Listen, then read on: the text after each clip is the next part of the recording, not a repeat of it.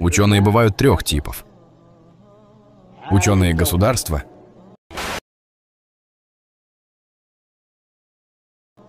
ученые уммы,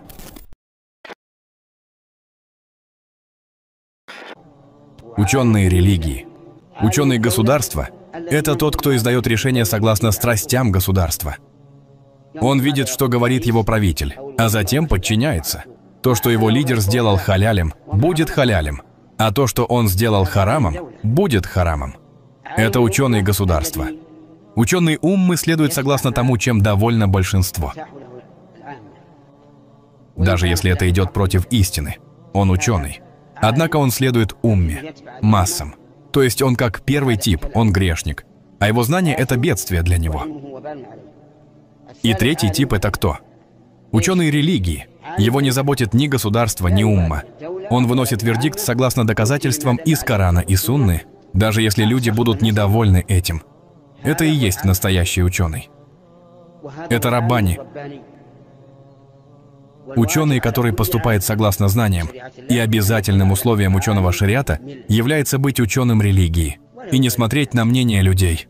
Он покинет мир лишь в своем гробу и саване, и не должны его заботить мнения людей. Когда те, за кем следовали, отрекутся от тех, кто следовал за ними, и увидят мучения, то связи между ними оборвутся. Те, которые следовали за другими, скажут: «Если бы у нас был еще один шанс, то мы отреклись бы от них, подобно тому, как они отреклись от нас». Даже если ученый уммы станет самым великим среди масс, со временем это все исчезнет. С его смертью все это исчезнет.